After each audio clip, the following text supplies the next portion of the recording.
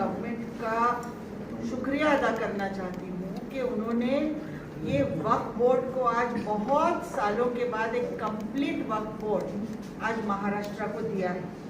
इसमें पूरे मेंबर्स भी अब हैं और फुल टाइम सीओ भी है, और बहुत सारा इसकी हिस्ट्री में अगर जाके देखें तो वक्फ बोर्ड में बहुत प्रॉब्लम्स रहे हैं। महाराष्ट्र वक्फ बोर्ड में इतने प्रॉब्लम्स रहे हैं अलग अलग तरीके से, कभी मेंबर्स की कमी रही, कभी सीओ की कमी रही, और वक्फ बोर्ड की फंक्शनिंग में बहुत सारे रुकावटें रही हैं। लेकिन अब क्योंकि वक्फ बोर्ड पूरी तरह बन गया है, न सिर्फ पूरी तरह फॉर्म हो गया है बल्कि अब जो मेंबर्स इसमें आए हैं इस वक्फ बोर्ड में, तो ये वक्फ बोर्ड के मेंबर्स सभी इस जज्बे के साथ हैं, इसमें आज आए हैं कि वक्फ जो है वो गॉड की प्रॉपर्टी होती है।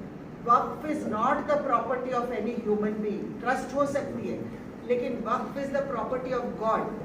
तो परफेक्ट ऑनेस्टी के साथ और बेहतरीन एक्सपीरियंस्ड सब लोग हैं यहाँ पर।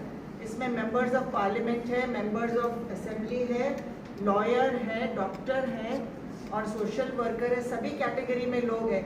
आप जानते हैं हमारे औरंगाबाद के एमपी इम्तियाज जलील साहब ये एमपी कैटेगरी में मेंबर हैं। डॉक्टर वजाहत मिर्जा एमएलए कैटेगरी में मेंबर हैं। एमएम शेख साहब जो अध्यक्ष रह चुके हैं सोशल वर्कर की कैटेगरी से ये मेंबर हैं। हमारे बहुत लर्नड और एक्स जो है बहुत दिनों से मेंबर है, मेंबर ऑफ पार्लियामेंट भी रह चुके हैं, एडवोकेट एयू पठान साहब बार काउंसिल के मेंबर रह चुके हैं। हमारे मुदस्सिर लांबे साहब, डॉक्टर मुदस्सिर लांबे ये हमारे मेंबर हैं, और डॉक्टर एडवोकेट बाबू कुरैशी एक मेंबर हमारे आज आ नहीं पाए हैं। तो वेल क्वालिफाइड, अच्छी नीयत रखने वाले, साफ सुथरा सोचने वाले और ऐसी सोच के साथ ये शुरुआत हमने की है कि वक्फ बोर्ड को एक मॉडल वक्फ बोर्ड हम इंडिया के लिए बनाएं, ताकि जो कुछ आज तक हुआ है उसमें कॉर्पोरेट तरीके से एक बेहतरी लाके प्रोफेशनल तरीके से इस वक्फ बोर्ड को हम चलाएंगे। और इसीलिए उसके हिसाब से हम जो मीटिंग्स ले रहे हैं उसमें हमने उसी तरीके के रेजोल्यूशंस भी लिए हैं। और वो रेजोल्यूशंस एक तो पूरा डिजिटाइजेशन करना है, सॉफ्टवेयर के हिसाब से काम करना है, स्टाफ का रिक्रूटमेंट हो, कमिटीज हो, जिस तरीके से बहुत अच्छे तौर पर ये वक्फ बोर्ड चल सकता है। क्योंकि अगर फुल फ्लेज स्टाफ के साथ अच्छा काम होगा तो इसका रेवेन्यू भी बढ़ेगा, और अगर रेवेन्यू बढ़ेगा तो उसकी वजह से और रेवेन्यू इसमें आ सकेगा। तो ये एक जो विशेष सर्कल बन के रुक गया था वो गाड़ी अब चल पड़ी, क्योंकि इतनी ज़मीन है इस बोर्ड के पास कि अगर ये ज़मीन का सही इस्तेमाल किया जाए तो बहुत सारे प्रॉब्लम्स जो है वो ख़त्म हो सकते हैं, स्पेशली माइनॉरिटी कम्युनिटी। हालांकि बार बार हम ये बात बोलते हैं कि ये वक्फ जो है वक्फ बोर्ड है, हालांकि बाय द मुस्लिम्स है लेकिन फॉर ह्यूमैनिटी वर्क। इसके अंदर हर कम्युनिटी के लिए काम करने के लिए स्कूल्स है, हॉस्पिटल्स है, और भी जो सोशल नीडी लोग हैं उनके लिए काम करने का बहुत बड़ा पोटेंशियल है। और वो पोटेंशियल के लिए 2 दिन से हम लोग प्री बोर्ड मीटिंग्स भी ले रहे हैं, हम सब बैठ के उसके बहुत जो है डिस्टेंट फ्यूचर के लिए कैसा हो सकता है उसकी प्लानिंग कर रहे हैं। इसके लिए आउटसोर्सिंग किस तरह से हम कर सकते हैं, और गवर्नमेंट की भी हमको इसमें फुल सपोर्ट है। तो अब एक बहुत अच्छा वातावरण के अंदर वक्फ बोर्ड हमने हाथ में लिया है। करप्शन के बहुत सारे केसेस हैं, बहुत सारे कंप्लेंट्स हैं। जहां भी करप्शन हो रहा है, जहां भी इलीगल सेल तो हो नहीं सकता है ये प्रॉपर्टी का, लेकिन अगर इलीगल सेल हो रहा है या कोई भी इलीगल वे में कोई काम हो रहा है तो सो मोटो एफआईआर सबके ऊपर हो जाए। ये डिसीजन आज के बोर्ड मीटिंग में हमने लिया है कि जहां भी इलीगल काम हो रहा है वहां Waqf board will file an FIR। इसके अंदर बहुत बड़े बड़े लोग भी हैं, बड़े प्लेयर्स भी हैं, जिन्होंने वक्फ की ज़मीनों को जो है कमर्शियल यूज़ में लाए हैं और जिसकी वजह से वक्फ बोर्ड का नुकसान करके और जो है करप्ट वे में लोगों ने उसको कमर्शियल यूज़ में लाया है। ये सब चीज़ों को स्टॉप करना है। ऑलरेडी एक क्या है वो बदलापुर का एक FIR हमने किया है। अभी जालना रोड का एक इशू है जहाँ FIR करने के लिए आज हमने रेजोल्यूशन लिया है और इन जनरल भी जहाँ जहाँ ऐसा होगा वो भी रेजोल्यूशंस आज लिए गए।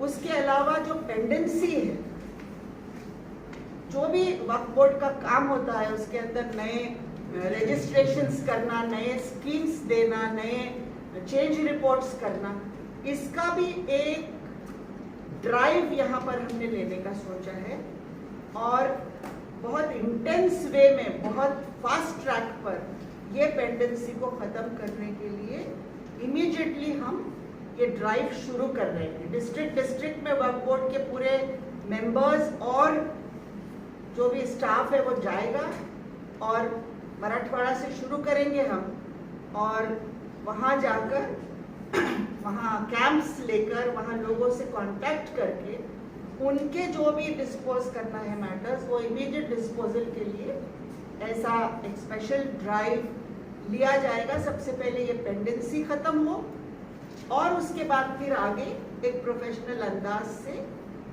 आगे के काम भी शुरू रहे। तो बेसिकली आज जो मीटिंग ली गई उसके अंदर ये लॉन्ग टर्म विजन के साथ और इमीडिएट एक्शन के साथ हम लोगों ने कदम बढ़ाया है और इसलिए हमको लगा कि आप सबको भी हमने इसके बारे में ब्रीफ करना चाहिए और each of us are dedicated to honesty. ये बात मैं अगेन एम्फसाइज करना चाहूँगी क्योंकि हम में से कोई भी पर्सन ऐसा नहीं है जो यहाँ वेस्टेड इंटरेस्ट से आया है। कोई मेंबर का कोई वेस्टेड इंटरेस्ट नहीं है। हमने अपनी लाइफ में भी प्रूव किया है, हर पर्सन हम में से, कि हमने ऑनेस्ट अप्रोच से काम किया है। अभी मैंने 8 पोर्टफोलियो संभाला है। ऑनेस्टी हैज बीन एस्टैब्लिश्ड हमेशा, कहीं भी किसी ने आज तक छीटा नहीं उड़ाया। आगे वक्फ बोर्ड के अंदर भी ये तो गॉड का काम है, इसमें तो और भी ऑनेस्टी के साथ हम काम करेंगे। हम सबका जो है ये रेजोल्यूशन है फर्म कि यहाँ कोई वेस्टेड इंटरेस्ट से काम नहीं करेगा। We are all working for the cause of God पर हम ये वक्फ बोर्ड को एक क्लीन, प्योरिफाइड, स्ट्रॉन्ग बॉडी बनाना चाहते हैं। Tomorrow our meeting is continued. आज हमारे एजेंडा आइटम्स पूरे नहीं हो सके तो हम कल 10 बजे से फिर मिल रहे हैं और कल भी जब तक हमारे एजेंडा आइटम्स खत्म नहीं हो जाते तब तक हमारी मीटिंग कल भी कंटिन्यू रहेगी। ये जो मॉडर्नाइजेशन और जो चीज़ें आप इसके लिए तो टाइम बहुत इतनी टेंडेंसी है और इसको कैसा मीन्स आप लोग कैसे करेंगे? आपके पास तो लोग नहीं है, स्टाफ की कमी नहीं है, तो इसको कैसे करेंगे? और FIR का मामला ऐसा है कि FIR के मामले में वो तेजी नहीं दिखाई जाती जो दिखानी चाहिए चैनल से। अगर एक गति कंप्लेन आती है तो उसके लिए इमीडिएट एक्शन हो, उसकी तय कर जाए और वहाँ से फिर डॉक्यूमेंटेशन दिया और FIR करें। लेकिन बहुत सारे अभी क्रांति चौक का एक मैटर है जिसमें पिछले वक्त हमदार साहब थे, इन्होंने वहाँ पर जाके तोड़फोड़ भी की, लेकिन आज तक कोई जमीन भी नहीं है और FIR नहीं है। तो इसके बारे में कैसे? देखिए चैलेंजेस बहुत हैं। आप जो बोल रहे हैं तो ये बहुत सिंपल काम नहीं है क्योंकि सबसे पहला कंस्ट्रेंट हमारा शॉर्टेज ऑफ स्टाफ का है। लेकिन in spite of shortage of staff हम ऐसा प्लान बना रहे हैं कि आपने जैसा कहा टाइम बाउंड हो और फास्ट डिस्पोजल के लिए, इसीलिए हम डिस्ट्रिक्ट टू डिस्ट्रिक्ट जा रहे हैं पेंडेंसी खत्म करने के लिए। We are going to the people, उनके लिए वेट नहीं कर रहे हैं यहाँ बैठने के। इसको तो हमको शॉर्टेज ऑफ स्टाफ का मसला हल करना ही होगा। Besides this the government has got a special fund for waqf. उसके लिए प्रॉपर प्रपोजल देकर वो फंड को यूटिलाइज करने का काम भी अगर हम अच्छे से करते हैं, आउटसोर्स करके कुछ काम हो सकते हैं, क्योंकि आज प्रोफेशनली आउटसोर्स करके भी बहुत कुछ किया जा सकता है। तो तो हमको वाइजली अपने प्रपोजल्स तैयार करने पड़ेंगे ताकि सरकार से भी हम पैसा ले सके, कॉन्ट्रैक्चुअल कुछ अपॉइंटमेंट्स भी हम कर सके अगर जितना हम अफोर्ड कर सकते हैं गवर्नमेंट के नॉर्म्स में रहते हुए।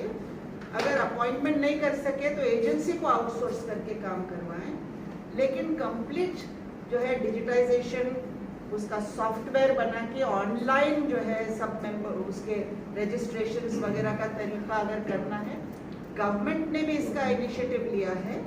सरकार ने 64 लाख रुपए का एक सॉफ्टवेयर तैयार करने के लिए इनिशिएटिव लिया है, इसके लिए सरकार पैसे खर्च कर रही है।